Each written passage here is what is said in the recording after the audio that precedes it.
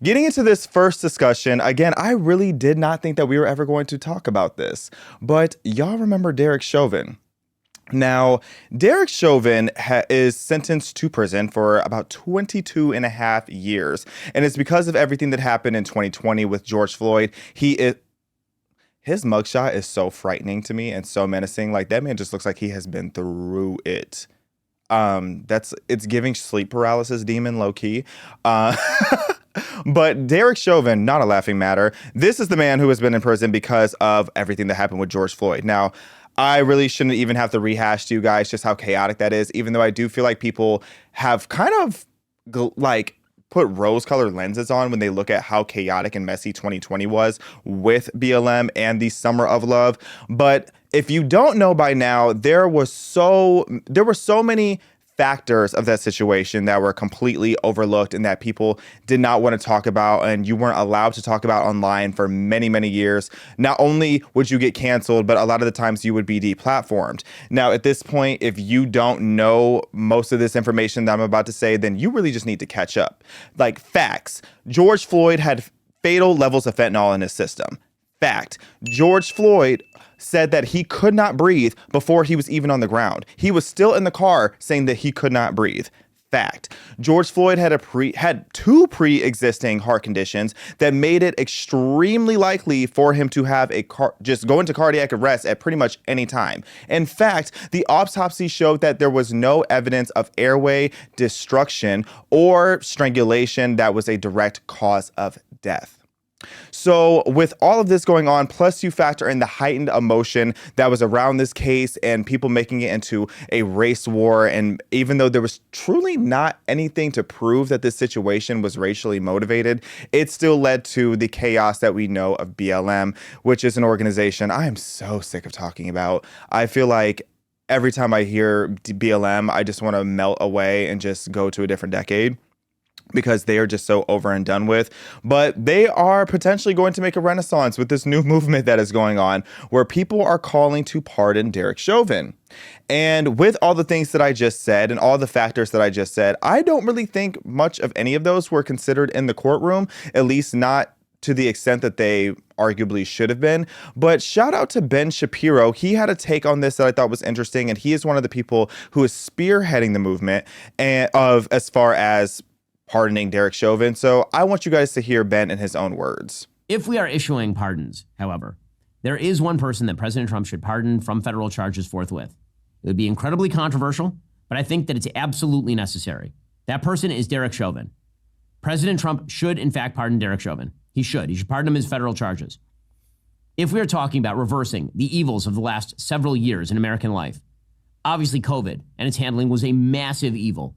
Destroyed the economy, set us on a path to fiscal insanity, destroyed children, led to massive health-related cover-ups, just horrifying all the way around. And President Trump has taken on a lot of those things.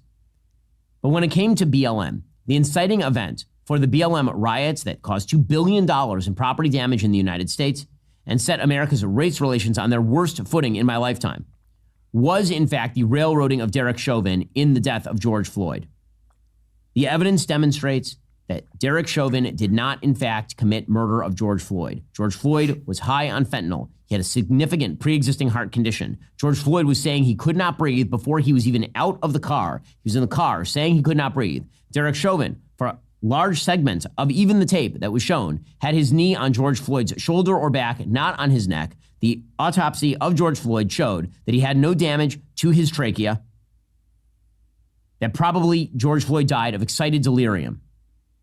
There were no accusations, even at trial, that Derek Chauvin had committed a hate crime against George Floyd or that he targeted George Floyd because of his race. Nonetheless, on the basis of extraordinarily scanty evidence, and despite the fact that there was massive pressure on the jury.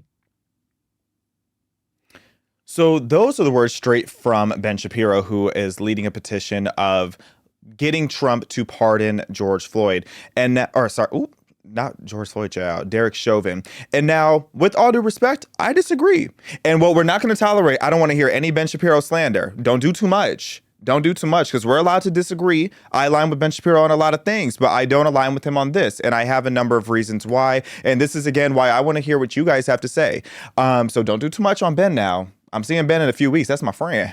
So, so first thing I want to say again, if you don't know all the information that Ben Shapiro just said, then you really need to catch up. I'm sorry, you are way too far behind.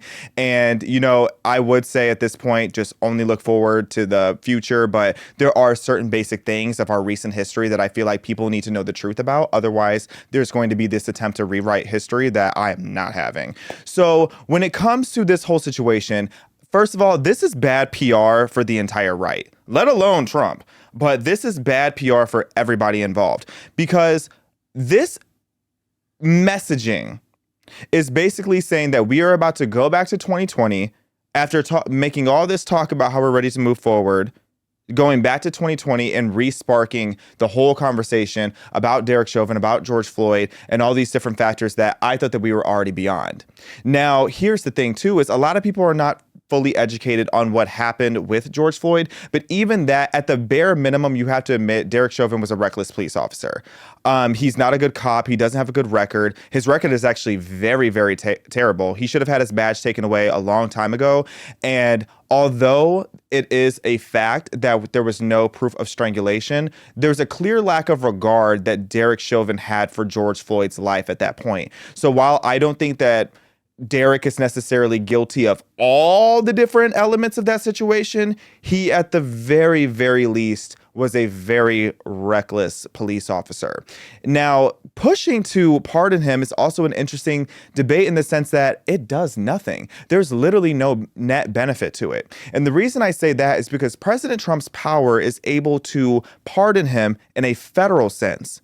And Derek Chauvin's sentencing is about 21 years federal, but it's 22 and a half years in state sentencing. So even if President Trump today went and pardoned Derek Chauvin still would have to remain in prison for the rest of his term because of his state sentencing. That 22 and a half year sentence is longer. And honestly, he'd probably end up in a worse situation if he was pardoned federally, because if he goes to a state prison, that means he's going back to Minnesota, which we know is under the ruling of Tim Walz. And you know good and well that Tim Walz is not about to let Derek Chauvin out of prison anytime soon. So if he goes to a state prison, he is probably going to be more unprotected.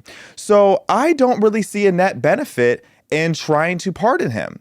I understand what Ben is saying, that it would right some of the wrongs and kind of show that this is a new beginning and that we're not about to tolerate racial division and all of that. But honestly, I feel like this would be reopening a wound in a way that it would create so much more racial division that we are starting to finally heal from. I feel like this would knock us many steps back. To be specific, I think it would knock us 5 years back. And America just can't afford to do that right now. Instead of pardoning Derek Chauvin, how about we build a border wall first? How about we end the wars that are overseas that we have our foot in first? How about we figure out what Diddy was doing first? There's so many things that we could be doing in America first, rather than worrying about Derek Chauvin and just basically giving him the validation of, oh, you're not as bad of a guy as we thought as a country, but you still have to remain in prison for 22 and a half years. There really, to me, just is no net positive to this whole situation. It is interesting. I understand what Ben is saying, and no Ben Shapiro slander. Don't do too much. Do not do too much. But yeah, I just don't see it being something that's worth diving too deeply into.